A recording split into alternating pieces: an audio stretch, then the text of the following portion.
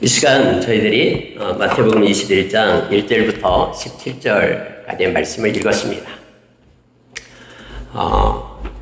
여러분, 오늘이 종려주일이 됩니다. 종려주일은 예수님께서 이제 십자가에 못 박히시기 위하여 예루살렘으로 올라오십니다. 왕으로 오시는 것이죠. 근데 많은 이들이 나와서 나귀 새끼를 타고 입성하시는 예수님을 향하여 호산나 다윗의 자손이여 하면서 종려나무 가지를 끊어서 흔들며 옷을 땅에다 펴며 예수님을 영접했던 것이 되죠. 그래서 그날을 기념하고 오늘로 시작해서 이제 고난주간이 금요일까지 이어지게 됩니다. 그래서 오늘 종려주일 고난주간에는 21장부터 예수님께서 부활절 되시죠. 다음 주가요. 부활할 때까지 28장까지 말씀을 해마다 지금까지 교회가 개척되고 해마다 이 말씀을 그렇게 나누고 왔습니다. 그래서 오늘 읽은 말씀 가운데요.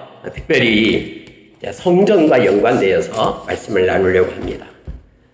그래서 제목을 우리가 하나님의 거룩한 성전임을 진실로 고백하며 이렇게 잡았습니다. 여러분, 놀라운 것은 예수 믿는 저와 여러분은 진심으로 예수님 영접했다면 우리 안에 성령님이 계시죠. 그리고 우리가 성전이다라고 성경은 말해줍니다. 우리가 잘 알고 있는 말씀 고린도전서 3장 16절 17절 말씀이죠. 너희가 하나님의 성전인 것을 알지 못하느냐? 성령이 너희 안에 계시는 것을 알지 못하느냐? 하나님의 성전을 더럽히면 멸망을 받으리라. 하나님의 성전은 거룩하니 너희도 그러하니라. 하면서 여러분, 우리 안에 하나님의 성전이 있다라고, 우리가 하나님의 성전이다라고 성경은 말해줍니다. 이 말씀을 가지고 오늘 예수님께서 이제 예루살렘에 입성해서 가장 먼저 찾아간 곳이 하나님의 성전이었습니다.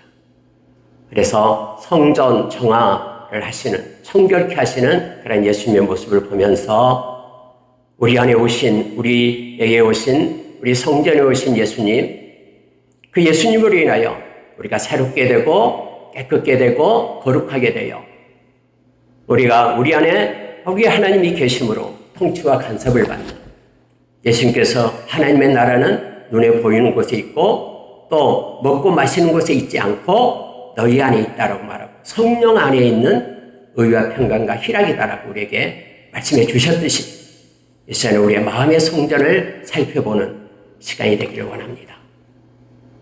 그래서 이걸 묵상하면서 우리가 하나님의 거룩한 성전임을 진실로 고백하면 우리에게는 어떤 일이 일어날 것인가?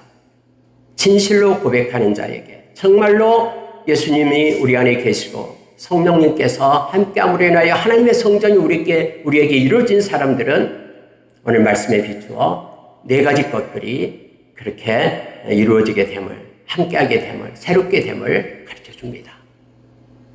그래서 오늘 우리의 마음의 성전을 돌이켜보면서 네 가지 것을 우리가 붙잡고 살아가는 저 여러분 되기를 원합니다. 여러분, 오늘 말씀을 한번 보시기 바랍니다.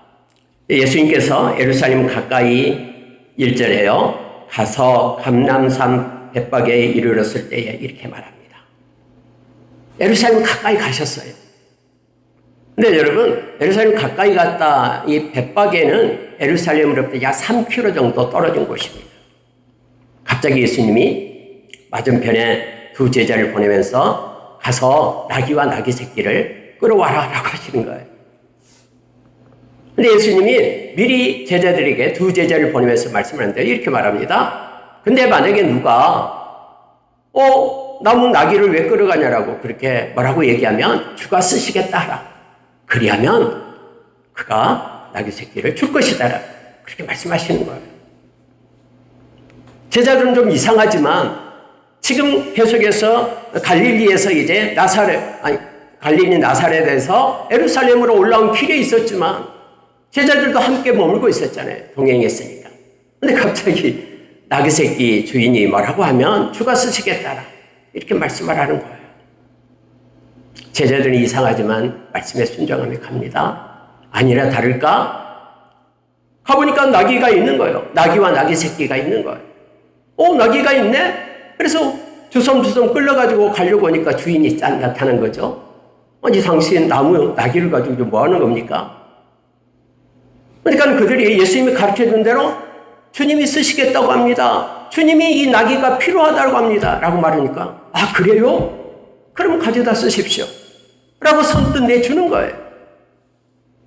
세상의 모든 것들은 하나님의 말씀으로 이루어져 있고 또 말씀으로 성취됨을 성경 우리에게 가르쳐주고 있죠. 히브리서 1장에서도 오늘날 이 세상의 모든 것들은 우리 주님의 말씀으로 붙들고 있다라고 성경 말하고 있는 거예요. 그래서 모든 결과가 순종하는 자의 몫이 됨을 알게 합니다. 그리고 여러분 나귀 새끼를 끌고 왔어요. 그랬더니 나귀와 나귀 새끼를 마태는 이 두 마리를 그렇게 얘기하고 있습니다. 그 위에 옷을 깔고 예수님이 타신 거예요. 여러분 보십시오. 예수님이 3년 동안이나 그러한 제자들과 함께 이렇게 여러 가지 사역을 하면서 한 번도 말을 타본 적이 없어요. 나귀 새끼를 타본 적이 없어요. 그런데 예수님이 뜬금없이 나귀 새끼를 타고 예루살렘에 입성하겠다라는 거예요. 백마를 탄 것도 아니고 또 아주 멋진 그런 말을 탄 것도 아니고 한 번도 멍에를 메어보지 못한, 그래서 이쪽 저쪽 천방지축으로 날뛰는 그 나귀를 타시겠다고 예수님께서 말씀하신 거예요. 제자들은 의아해하지만은 예수님의 말에 순종하며 그대로 합니다. 그래서 여러분 나귀 새끼를 타고 입성을 하는 거예요. 그 나귀는 또 멍에를 매지 않은 그 나귀 새끼는 예수님께 순종을 합니다. 그랬더니 사람들이 나와서 호산나 다윗의 자손이요 하면서 막 이렇게 종려나무까지 꺾고 흔들고 환영을 하기 시작합니다. 사람들이, 예루살렘에 있는 사람들이 막 소동이 난 거예요. 누구냐? 저분이 도대체. 저분은 갈릴리의 나사렛에서 온 바로 선지자 하면서 막 사람들이 환영을 하고 야단납니다. 물론 그들이 일주일도 못 돼서 예수를 십자가에 못 박으라! 라고 외치는 무리로 바꿔지게 되죠. 그의 마음속에서 성전이 성립되어 세워져서 정말로 예수님을 부르고 진실로 불렀던 건 아니죠. 겉모습만 그렇게 부르면서 예수님을 환영했던 걸 보게 됩니다. 자기의 뜻과 맞지 않으니까 예수님이 오면은 이스라엘을 식민지에서 구원해낼 능력의 왕인 줄 알았거든요. 오병이 여러 5,000명을 먹이신 그 놀라운 예수님의 그 능력을 보면서, 바다 위를 걸으시는 그 예수님의 권세와 그 능력을 보면서 그분이 우리와 함께 한다면, 우리의 왕이 된다면 이제 로마의 핍박으로부터 우리가 벗어나 이 이스라엘이 최고의 제국이 될 거라고 생각했던 거예요. 그런데 그들의 마음과 맞지 않으니까 일주일 안에 예수를 십자가에 못 박으라고 고함치며 그렇게 돌아섰던 무리들의 모습을 우리는 말씀을 통해서 잘 알고 있잖아요. 그런데 여러분, 예수님이 가장 먼저 행한 것이 어디냐면, 다른 성경에는 다른 날 가게 됐습니다만 이 마태복음에서는 바로 성전으로 가는 거예요. 예수님이 성전으로 갑니다. 여러분, 성전에는 가장 바깥에 있는 것이 이방인의 뜰이에요. 또 여인의 뜰이 있고요. 남자들의 뜰이 있고 또 레위 사람들이 머무는 곳이 있고 제사장만 머무는 곳이 있어요. 구분되어 있어요. 이방인의 뜰에서 보니까 장사가 시작됐죠. 그들은 돈을 바꾸고요. 그래서 이방인들이 이제 하나님께 예배하고 예물 드리러 오면은 세상의 돈으로는 할 수 없기 때문에 성전의 그런 화폐로 바꿨어요. 물론 돈을 더 받고 바꾸는 거죠. 그리고 여기서 비둘기도 팔고요. 또 소떼, 양떼들을 파는 거예요. 엄청나게 큰 경제가 나타나는 곳이죠. 물론 그때 이 모든 것은 제사장이 관할을 합니다. 그래 제사장이 그렇게 제사장 가문의 사람들을 그곳에 주고 또 그것을 매점하고 또 돈을 버는 거예요. 그곳에서요. 먼 곳에서 소떼 양떼를 끌고 못 오잖아요. 설사 끌고 왔다고 해도 이거 제사장이 이거 흠 있는 거야 라고 말하면 하나님 앞에 예물을 드릴 수가 없어요. 근데 거기에 돈 주고 산 것은 어떤 것이든 예물로 드릴 수가 있거든요. 그래서 돈을 가져와서 돈으로 예물을 사서 바꾸는 그게 차이의 경제적인 그런 효과가 거기에 있었죠. 제사장들은 그곳에서 그걸 주관하면서 예수님이 이걸 볼 때 이게 강도의 소굴이다 라고 말합니다. 성전은 하나님께 영광을 돌리고 하나님 앞에 서야 될 성전인데 이걸 가지고 자기의 유익을 구하고 자기 마음대로 자기의 영광을 구하는 것이 됐다라고. 예수님께서 다른 성경에 보면 노끈으로 채찍을 만들어서 막 쫓아냅니다. 비둘기 없고 돈 바꾸는 거 없고 쫓아내요. 그래서 예수님이 말씀을 하십니다. 내 집은 만민이 기도하는 집이다 라고 말씀하시면서 그렇게 행하심을 보게 됩니다. 물론 이것은 선지자가 그렇게 예언했습니다. 이사야서 56장 7절에서 또 에레미야서 11장에서 그렇게 말씀을 했죠. 예언을 했습니다. 네, 여러분, 이렇게 성전이 이렇게 바꿔지고 청결하게 되니까 놀라운 일이 나타나요. 그게 바로 오늘 성경에 기록된 게 뭐냐면 맹인과 저는 자들이 성전으로 오게 됩니다. 여러분, 그 전에는요, 맹인들은 성전에 올 수가 없었어요. 부정한 자야, 너가 감히 어떻게 이 성전에, 거룩한 성전에 들어올 수 있어? 저는 자, 안진뱅이들, 그들은 성전에 나올 수가 없었습니다. 네가 뭔데 나올 수 있어? 하면서 그런 기존의 성전에서 이제 예수님이 청결케 하니까 변화가 일어나는데 오늘 말씀처럼 소외받고 힘든 자들이 성전에 나올 수가 있게 됩니다. 그리고 주님을 만나게 되고 그들에게 치료해 주셨다라고 치유의 주님을 만나게 됨을 성경은 말해주고 있습니다. 그리고 여러분 성전에서 또한 사실이 나타나는데요. 막 어린이들이 나타나가지고 호산나 다윗의 자손이 하면서 노래하기 시작하는 거예요. 예수님께 영광을 돌리기 시작한 거예요. 그랬더니 이걸 보고 있던 대제사장들, 서기관들이 깜짝 놀랍니다. 그러면서 분노했다라고 말합니다. 예수님을 향하여 이 소리를 듣고 있느냐? 예수님이 그렇다라고 대답해요. 무슨 얘기냐면요. 이 소리는 하나님만이 받으실 수 있는 온전한 찬양인데 사람이 네가 받게 되느냐라는 거예요. 예수님은 내가 하나님이다라는 것을 나타내면서 내가 이 온전한 찬양을 받으면서 말씀을 하죠.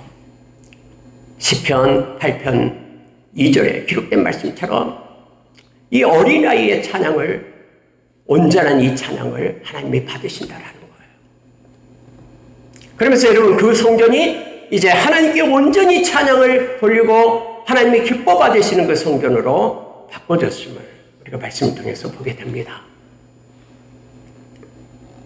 이러한 그 내용의 말씀을 가지고 오늘 우리의 마음의 성전을 이제 우리가 예수 믿고 성령께서 우리 안에 계시기 때문에 우리가 하나님의 성전이 되었는데 우리 마음을 이렇게 예수님이 그렇게 청결하게 하셨듯이 우리도 우리의 마음의 성전이 어떤가를 보고 진심으로 예수님을 영접하고 마음의 성전을 깨끗하게 하여 우리 주님이 우리의 마음을 장악하고 통치하고 삶은 마음을 앞서지 못하기 때문에 마음에서 삶이 나기 때문에 우리의 삶이 변화되고 또 우리 주님 만날 때까지 우리가 우리 주님 모시면서 깨끗하고 거룩한 성전 우리의 모습이 되기를 이렇게 원하면서 이 말씀을 잠깐 나누기를 원합니다. 여러분 하나님 앞에 우리가 거룩한 성전임을 진심으로 고백한다면 가장 먼저 일어나는 것은 우리 마음의 주인이 바뀝니다. 내가 내 인생의 주인이 되고 내가 내 마음의 왕자에서 통치하고 결정했던 모든 것들이 이 주인이 바로 예수님이 주인이 되는 거예요. 예수님께서 주가 쓰시겠다 하라 라고 말씀할 때는 주님의 권리입니다. 예수님이 피조물 창조한 창조주이기 때문에 이제는 그 나귀와 나귀 새끼들의 그 소유가 이 임자에서 그것을 쓰시는 예수님께로 바꿔지게 됩니다. 그래서 예수님께 내어드리는 모습을 보게 되죠. 예수님이 우리의 마음에 오셔서 왕으로 오셔서 우리의 일생을 인도하시고 이끄시는 그러한 우리 인생의 키를 우리 주님께 드리는 우리가 되기를 원합니다. 우리가 잘 아는 말씀 갈라디아서 2장 20절의 말씀처럼 이제는 나는 죽고 내 안에 그리스도가 사는, 그래서 이제는 주님께서 인도하신 대로 그 뜻을 따라 살아가는, 주인 삼았던 것 내려놓고 주님이 우리의 삶의 주인이 되는 그런 놀라운 은혜가 있기를 원합니다. 우리의 권리의 변화가 일어나게 됩니다. 예수님이 피값으로 우리를 사셨기 때문에 우리는 우리 것이 아니라 우리 주님의 것이라는 고백을 하게 되고, 우리의 권리가 주님께로 이양되는 놀라운 은혜가 저와 여러분의 삶 가운데 있기를 원합니다. 로마서 14장 7절에서 9절의 말씀을 보면은요, 바울사도는 그렇게 말합니다. 우리가 사나 죽으나 우리는 주님의 것이다 라고 말하고 있습니다. 그래서 우리가 주님의 영광을 위하여 살아가는 자로 우리가 설 것을 성경은 말해주고 있음을 보게 됩니다. 로마서 14장 7절에서 9절의 말씀을 보면은 이렇게 되어 있습니다. 제가 읽어드리겠습니다. 누구든지 너희 중에 자기를 위하여 사는 자가 없고 자기를 위하여 죽은 자도 없도다. 우리가 살아도 주를 위하여 살고 죽어도 주를 위하여 죽나니 그러므로 사나 죽으나 우리가 주의 것이로다. 이를 위하여 그리스도께서 죽었다가 다시 살아나셨으니 곧 죽은 자와 산 자의 주가 되려 하십니다. 우리의 주가 되기 위하여 주님께서 십자가에서 죽으셨다라고 성경은 말해줍니다.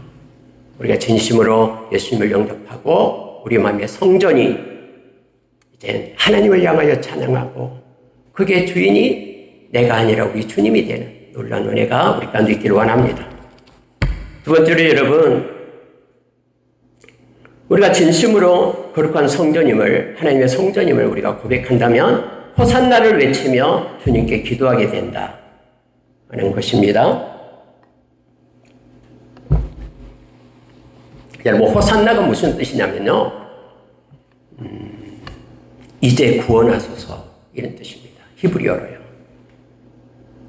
이게 기도하는 거예요. 호산나는. 호산나라고 말했다. 하나님, 이제 우리를 구원하소서. 이제 나를 구원하소서. 나의 힘들고 지친 이 환경에서 나를 끌어내 주소서. 내가 비오나니, 내가 빕니다. 내가 기도합니다. 호산나, 나를 구원하소서. 이게 호산나의 의미거든요. 예수님께서 성전에서 강도의 소굴이 아니라 이제는 만민이 기도하는 집이다라고 말하는 것은 기도를 말합니다. 우리의 마음의 성전이 깨끗하고 거룩하게 되면 우리는 마음속으로 하나님을 향하여 기도의 손을 올리게 됩니다. 무릎을 꿇고 하나님 앞에 이제 나를 구원하소서 하는 그러한 기도가 우리의 마음에서 일어나게 됨을 알게 합니다. 꼭 성전에 이곳에 와서가 아니라 예배를 드리면서가 아니라 무슨 일을 하든지 그곳에서 마음의 영의 기도가, 마음에서 마음의 기도가 있게 되는 거예요. 영으로 기도하고 마음으로 기도하고 이러한 놀라운 은혜가 우리 마음의 성전에서 일어나기 시작합니다. 성령의 도움을 받고 성령의 인도하심을 받고 기도하기 시작하는 거예요. 물론 여러분, 기도는 디모데전서 2장 1절의 말씀처럼 하나님 이게 필요합니다, 나를 도우소서라고 간구하는 기도도 있고요. 하나님, 하나님의 뜻이 무엇입니까? 어디로 가야 됩니까? 하나님께 하나님의 뜻을 묻는 기도가 있고요. 하나님 감사합니다 하면서 하나님께 감사하는 기도가 있고요. 또한 누군가를 위하여 하나님 앞에 엎드려 기도하는 도구의 기도가 있다라고 성경 말합니다. 그러한 이 기도가 우리의 마음의 성전에서 일어나기 시작하는 거예요. 우리의 마음의 성전이 온전하고 깨끗하게 세워지게 될 때 늘 마음속에서는 성령님과 동행하면서 기도의 그러한 기도가 회복됨을 알게 합니다. 예수님께서 만민이 기도하는 집이다, 이곳은 장사하는 곳이 아니라 만민이 기도하는 집이다라고 그렇게 성전을 청결하게 했듯이 우리의 마음의 성전에도 이제는 우리 하나님 앞에 기도하는 우리가 되기를, 우리의 영이 되기를, 우리의 마음이 되기를 간절히 원합니다. 그래서 여러분, 목적이 변화가 됨을 알게 합니다. 강도에서 그런 강도들은 자기의 유익을 위하여 뭔가 유익이 된 것을 붙잡는 거예요. 손해된 것은 버리고요. 그런 목적을 갖는 강도의 소굴에서 이제는 하나님의 영광을 위하여 내가 하나님의 뜻을 얻기를 위하여 엎드려 기도하는 자로 우리 목적의 변화가 일어나게 됨을 알게 합니다. 성경은 요한복음 15장 7절 말씀 너무나 잘 알고 있는 말씀이죠. 너희가 내 안에 거하고 내 말이 너희 안에 거하면 무엇이든지 원하는 대로 구하라. 그리하면 이루리라. 주님이 말씀해 줍니다. 다시 말하면 우리의 마음 가운데 성전 안에서 말씀을 붙잡고 우리가 기도하게 될 때 하나님의 뜻이 우리 가운데 이루어지며 많은 열매로 하나님께 영광 돌릴 수 있다라고 성경은 가르쳐주고 있습니다.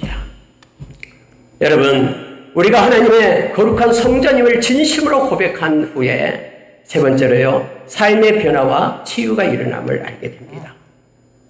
그런 예수님이 와서 성전을 그렇게 청결하게 한 다음에 성경은 14절에서 그렇게 말해주고 있죠.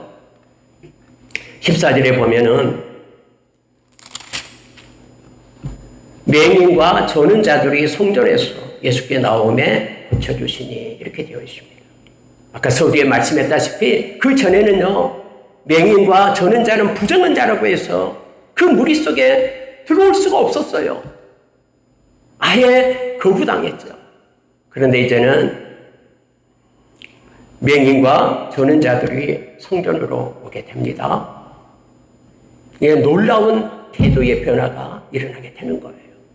지금까지 우리의 고정관념 그리고 선입견, 편견들이 이제는 예수 그리스도 안에서 그것들이 낮아지고 그래서 손 내밀게 되고 또 자유롭게 그들이 와서 성전에 와서 하나님께 영광 돌릴 수 있는 그러한 은혜가 주어짐을 알게 합니다.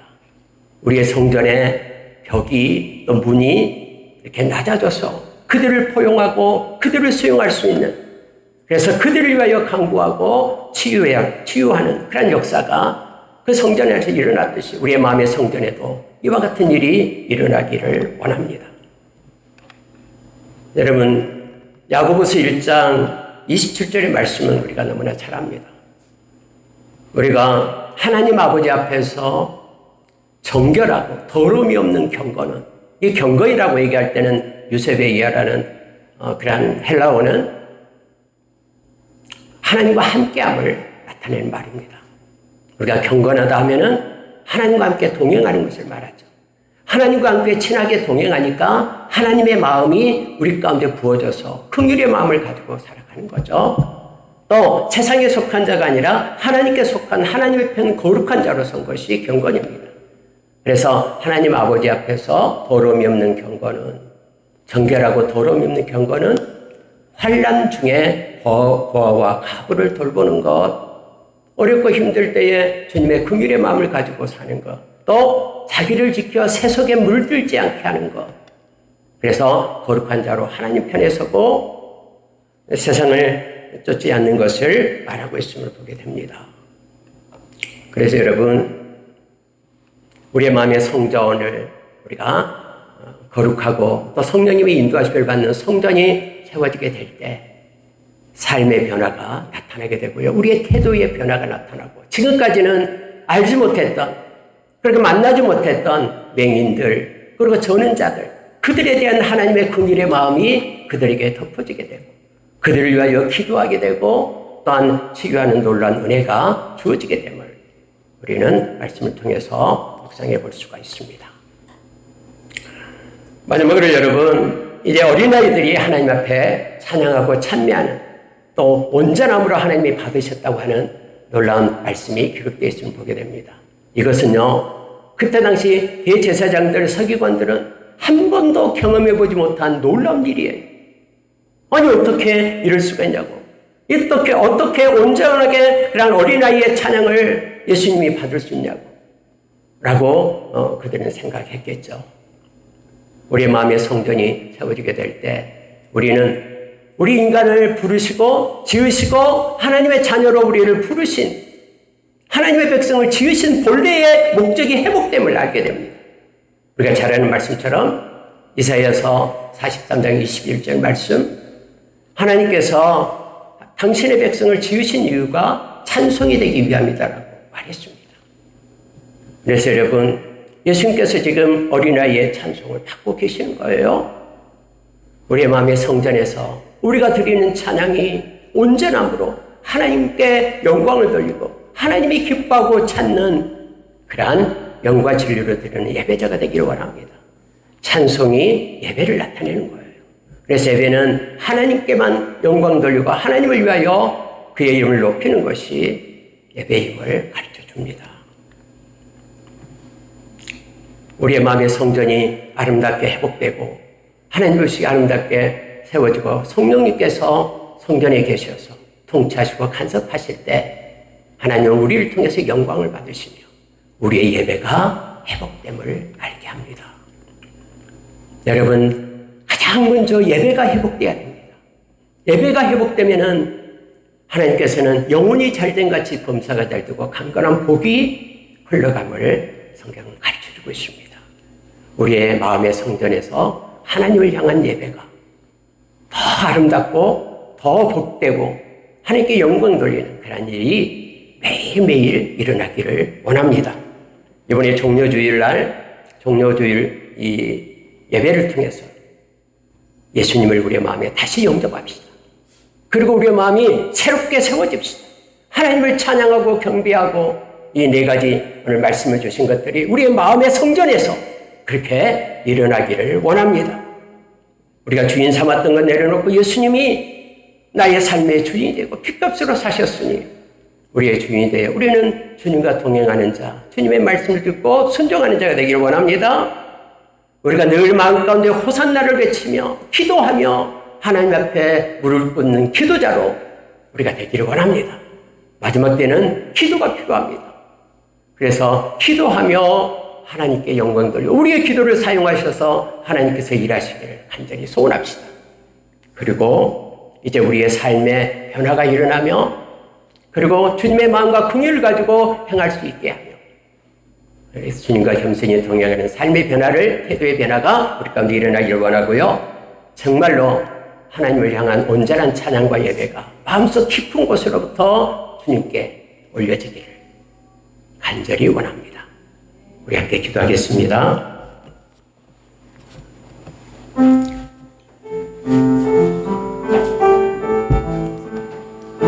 하나님 아버지, 우리의 연약함을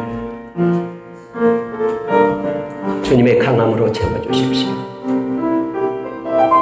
우리의 인생의 향방을 보는 우리에게 우리가 하나님께 예배함으로 우리의 삶의 주인 되신 주님께 맡기고 의지하며 주님의 음성을 듣고 순종하며 주님을 따라가겠습니다. 우리의 주인이 되어 주시옵소서.